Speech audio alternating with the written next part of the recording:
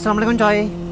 Oke coy, ini aku lagi muter-muter gabut ya. Eh, di jalan yang baru ini ada tempat peristirahatan selamanya. Assalamualaikum. Nah ini perjalanan ke Purbalingga sebenarnya sih. Kondisinya katanya mau hujan deh, tapi nggak tahu nih hujan apa enggak, nggak tahu nih.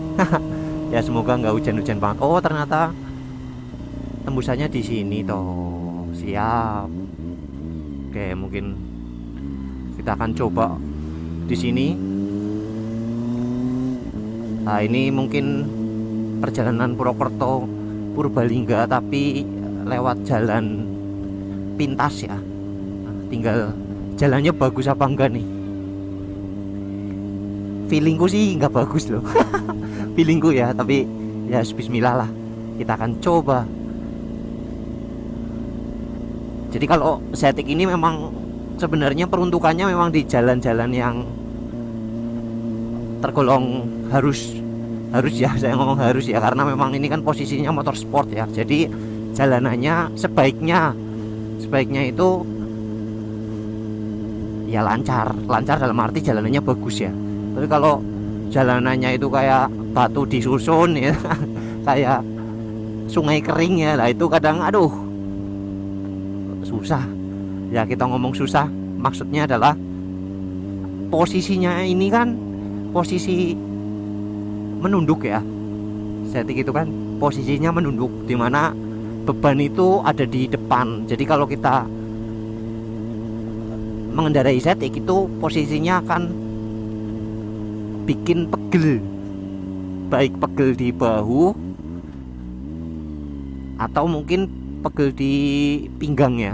Waduh ini jalannya kan. Nah ini kalau jalan kayak gini teman-teman, itu yang pertama kan berarti kan beban akan nambah ya, karena kita ngerem terus nggak rata, tangan juga harus menopang badan jadinya. Jadi itu yang mungkin bikin pegel. Terus yang kedua adalah ya terkait dengan kondisi motornya ya. Kadang kayak gini kasihan motornya, karena shockbreakernya juga kan memang tidak sepenuhnya diperuntukkan oleh atau untuk jalan-jalan yang memang kurang rata seperti ini. Kasihan nanti shockbreakernya nanti akan cepat rusak. Jadi ya kalau teman-teman punya motor sport jangan diterabas terus. Kalau misalnya ada jalan yang seperti ini ya harus pelan lah ya. Ini kalau saya kan pelan. Terus saya daripada shockbreaker rusak atau peleknya peyang atau peleknya melengkung, masih mending agak sedikit pegel lah badannya. Ya ini untung belum hujan. Kalau udah hujan pasti kotor banget teman-teman. Nah ini merupakan salah satu jalan alternatif teman-teman, dimana untuk pemandangannya sih bagus sih, pemandangannya bagus, cuma tinggal jalannya aja yang sebaiknya nanti dihalusin deh.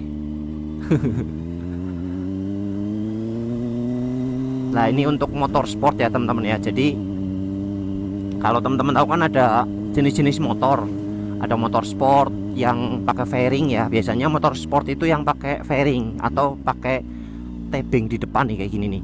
Nah itu biasanya diperuntukkan untuk speeding ya, atau kecepatan. Jadi motor itu biasanya larinya cepat, tenaganya memang tenaga buat speed ya, kayak MotoGP, Superbike gitu kan. Jadi memang di jalanan yang ya tidak seperti ini harusnya.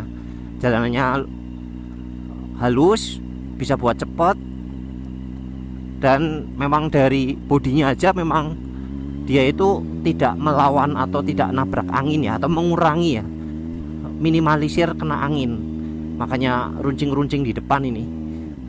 Nah itu kalau motor sport. Nah dan biasanya motor sport itu posisi duduknya lebih nunduk. Nah karena lebih nunduk berarti mungkin looksnya ya, saya ngomong looksnya akan terlihat lebih keren benernya.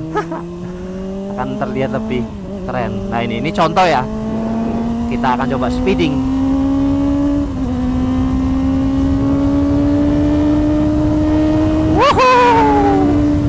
Udah. Nah ini jadi kalau lagi speeding itu angin ini akan naik ke atas. Nah, kalau pakai helm yang full face atau helm cakil ya biasanya orang ngomong, nah itu kan lebih smooth ya anginnya untuk ke belakang, jadi itu bisa menambah kecepatan juga karena anginnya tidak tertabrak. Itu kalau sport ya. Dan ya harga sih relatif teman-teman. Kalau harga itu relatif, ada yang mungkin murah, ada yang mahal, tapi biasanya motor sport itu untuk nyaman itu tidak terlalu nyaman ya, karena posisinya nunduk, beban ada di tangan ya, jadi pegel. Jadi kalau mau buat touring dan lain-lain sebenarnya nggak terlalu cocok sih untuk motor sport. Nah, kalau touring itu biasanya pakai motor yang touring biasanya. Nah, ini yang tadi motor sport ya. Kalau motor touring itu beda lagi. Motor touring itu sebenarnya motor yang memang diperuntukkan untuk perjalanan jarak jauh.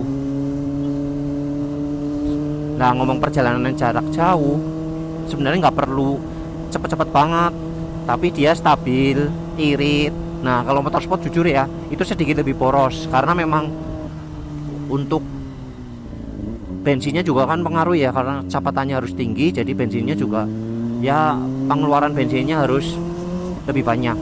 Nah, kalau motor touring itu sebenarnya harusnya ya itu lebih irit, posisinya untuk ridingnya lebih enak, lebih santai, dan biasanya juga bisa buat boncengan. Kalau motor sport untuk bonceng belakang itu ini banget, apalagi kalau motor sport buat boncengan itu teman-teman, itu yang mengendarai itu atau ininya ya ridernya itu, wah itu lebih berat lagi karena nahan badan kita, tangannya sama nahan badan belakangnya ya kan. Nah, itu agak sedikit lebih butuh effort ya atau tenaga. Tapi kalau motor touring itu biasanya lebih santai, jadi belakang juga nyaman, depan apalagi. Nah, kalau motor touring itu biasanya sih banyak tipe ya, walaupun semua motor sebenarnya bisa buat touring, bisa buat perjalanan jauh, cuma tinggal akhirnya ke kenyamanannya aja. Kalau motor touring mungkin kayak Harley Davidson, itu motor yang buat touring karena memang motor tersebut kalau motor buat dalam kota atau motor buat jarak pendek atau macet-macetan, wah itu panas teman-teman, biasanya panas. Nah, touring itu kan dia kan harus lari yang lebih cepat daripada motor-motor yang biasa dan nggak stop and go ya. Stop and go maksudnya tiba-tiba ada lampu merah, tiba-tiba macet dan lain-lain, karena memang perjalanannya terus-terusan wer. Nah, itu kayak Harley Davidson. Kalau semisal motor touring yang lainnya kayak motor cruiser. Motor cruiser itu motor yang mungkin sama seperti motor sport tapi nggak ada fairingnya, dan untuk posisi mengendarainya juga lebih enak. Biasanya stangnya lebih tinggi di sini nih. Nah, stangnya kalau ini kan nunduk banget di bawah. Nah, kalau motor touring itu dia lebih tinggi, sehingga untuk kondisi menumpu, menahan beban itu nggak terlalu, dan nggak nunduk ya, jadi kayak duduk biasa itu. Bahkan ada yang kayak sofa teman-teman. Nah, biasanya motor itu juga ada yang matic, ada yang manual. Kalau sport hampir semua manual. Ada sih sekarang motor sport tapi matic ya. Bahkan ada yang motor sport listrik kayak Kawasaki Ninja apapun itu, ada sekarang lagi buat yang listrik. Tapi akan lebih enak kalau misal sebenarnya manual, karena suara knalpotnya itu kedengeran. Nah, kalau motor cruiser itu manual teman-teman, ada giginya ya, bisa gigi 1, gigi 2, gigi 3. Nah, kalau matic yang touring pun ada sebenarnya, kayak kalau di Yamaha ya yang cc-nya nggak gede-gede banget ya. Nah, itu ada X-Max, ada N-Max ya. X-Max itu buat touring enak banget. Saya pernah punya X-Max, wah itu enak banget, nyaman banget buat duduk, perjalanan jarak jauh itu nggak pegel, dan tenaganya juga ada karena 250 cc lebih tinggi ya, lebih gede ya daripada Vario, daripada PCX, daripada N-Max. Itu kalau buat perjalanan jarak jauh touring tenaganya lebih gede X-Max karena 250 cc. Di Yamaha juga ada yang namanya T-Max ya. T-Max itu motor gede, motor besar. Nah, itu kalau T-Max itu dia 500 cc, jadi cc-nya lebih gede, 2 kali lipat X-Max ya. Jadi cc itu ukuran dari silinder yang akan menuju ke tangki bahan bakar teman-teman. Otomatis karena semakin gede mesinnya juga semakin gede. dan pembuangan untuk dari bensin ke tenaganya itu jadi semakin gede juga. Jadi semakin cc-nya gede, tenaganya semakin gede. Tenaga semakin gede ya biar ngebutnya lebih cepat, terus nggak apa ya, orang Jawa ngomongnya boyo boyo apa itu nggak tahu. Jadi lebih bisa lari lah gampangnya kayak gitu. Nah kalau T-Max itu 500 cc, bayangkan Matic 500 cc itu wah enak banget itu teman, ngebut ya bisa. Tapi kadang kalau buat di dalam kota agak sedikit kebesaran karena bodinya gede banget pasti gitu. Dan nggak perlu ini tekan-tekan gigi. Kalau ini kan nih, kalau naik sudah ini harus naikin gigi. Kalau Matic kan enggak, Matic kan gas rem terus, jadi lebih nyaman. Cuma kalau touring pakai Matic nggak tahu ya, mungkin agak sedikit lebih ngantukin ya, karena kita nggak ngurusin gigi jadi terlalu nyaman gitu. Makanya kadang Harley Davidson motor cruiser itu dia itu motor touring, tapi ya memang beberapa ada yang bisa di jalanan yang halus, bisa di jalanan yang sedikit kasar. Nah itu ada apa ya, orang namanya dual tone. Nah, itu ada. Cruiser itu kayak zaman dulu ya, motor-motor cc 200-an kayak Tiger, terus Ducati Monster. Nah itu jadi nggak ada fairingnya, lebih nyaman tapi bisa ngebut walaupun tidak sengebut sport. Nah itu tadi ada motor sport, motor cruiser, bisa jadi touring, motor Matic. Nah ada juga motor trail. Kalau motor trail itu dia memang kebanyakan fungsinya untuk di jalanan yang gak halus. Bannya biasanya dia lebih banyak motifnya ya, lebih banyak ininya, nggak serata motor ini, motor sport ya. Nah biasanya kalau motor trail ya, atau motor yang memang buat jalanan yang nggak rata, itu bannya itu dinamakan ban tahu. Ban tahu itu bannya yang nggak rata dan biasanya lebih tebel, karena kalau rata kan bisa kepleset teman-teman, karena kan jalannya juga nggak rata, otomatis dari bannya itu harus mengikuti tekstur dari tanahnya. Itu ada juga kok yang namanya supermoto. Supermoto itu bentuknya itu seperti motor trail tapi bannya rata, jadi bisa buat di jalan yang ini, jalan yang kasar walaupun nggak kasar-kasar banget. Nah, bisa juga buat di jalan yang halus seperti ini. Nah kalau ngomong shockbreaker juga beda teman-teman, karena biasanya kalau motor sport seperti ini untuk shocknya ya itu lebih halus, lebih keras, karena biar nggak limpung pada saat speeding. Jadi memang banyak teman-teman jenis-jenis motor sesuai dengan kondisi jalan, kondisi lingkungan, atau rame atau tidak di jalannya. Kalau mau buat touring ya teman-teman juga nyarilah motor-motor memang buat touring. Kalau murni touring ya, walaupun semuanya juga masih bisa, cuma kadang ada beberapa yang lebih diunggulkan ya kalau buat speeding dan lain-lain. Kalau ngomong gaya itu relatif teman-teman, itu selera ya. Ada yang ngomong wah motor sport lebih keren, lebih gaya dan lain-lain, itu relatif. Kayak di sini kayak CC Zetik 25 ya, ini kan kita motor 250 cc teman-teman, jadi belum termasuk motor gede. Nah setahu saya motor gede itu kalau 400 cc ke atas atau 500 cc ke atas itu baru motor gede. Jadi motor gede itu bukan berarti motornya itu gede, enggak, tapi cc-nya yang gede atau mesinnya yang gede. Kalau bahas Kawasaki sendiri, Kawasaki itu kan nama merek ya, merek kendaraan bermotor, atau nama perusahaannya Kawasaki-nya lah, itu kan nama mereknya, brand. Nah itu dari Kawasaki tersebut itu ada beberapa produk teman-teman, dan biasanya kalau Kawasaki itu segmentasinya kalau di Indonesia ya itu lebih ke motor-motor sport, motor-motor manual sport, dan motor cowok lah, motor lanang kalau misal di orang Jawa ngomong. Ada cc-nya pun beda-beda. ada yang kecil ya. Kalau untuk Zetik sendiri teman-teman, Zetik itu kan nama produk, jenis produk ya, yang memang untuk motor sport. Nah, itu ada Zetik 150, itu biasa itu 2 tak teman-teman, atau 2 silinder. 2 silinder itu beda ya.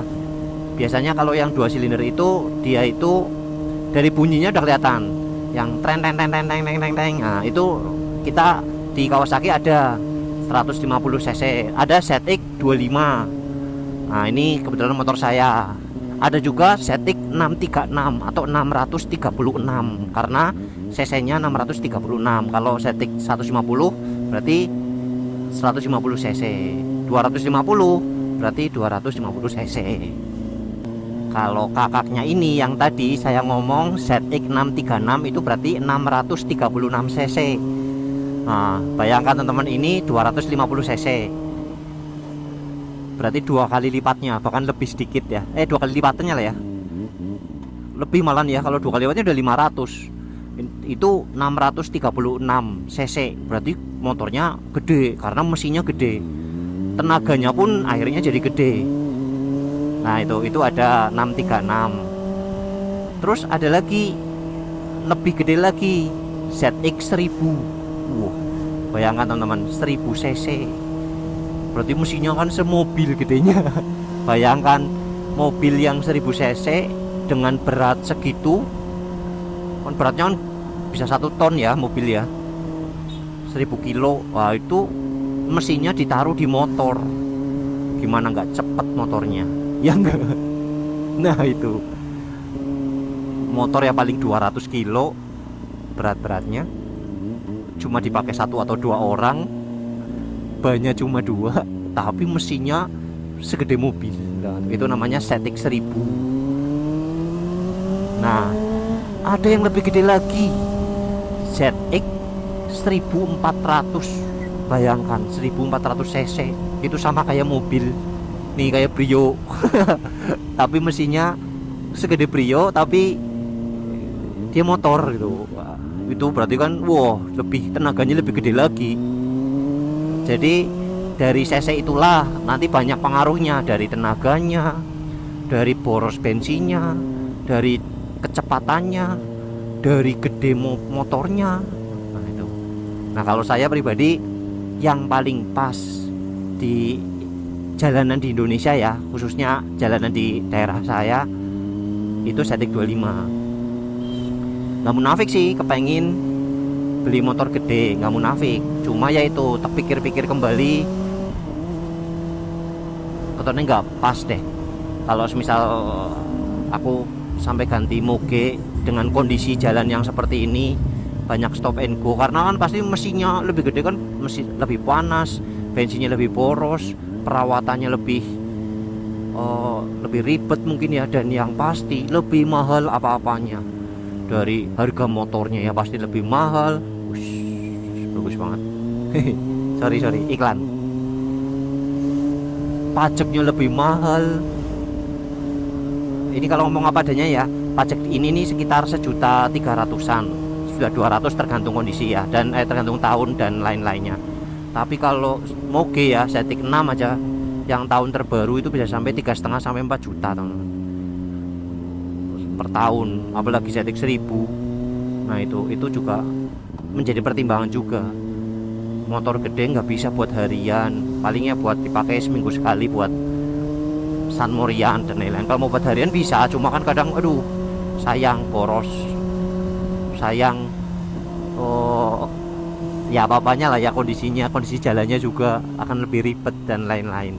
Jadi untuk sementara ini saya tetap bertahan dan tetap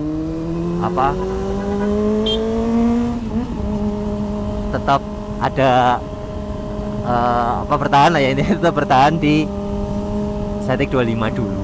Mungkin suatu saat akan naik kelas ya ke ZX 6, tapi nanti selama masih happy pakai ini ya pakai ini dulu lah. Ya mungkin kayak gitu aja teman-teman, vlog gabut dari aku ini karena memang mau sampai rumah. Jangan lupa untuk share, untuk like, untuk subscribe ya teman-teman ya. Semoga sukses dan sehat selalu buat kita semuanya. Saya akhiri, wabillahi taufiq wal hidayah. Wassalamualaikum warahmatullahi wabarakatuh. Ciao.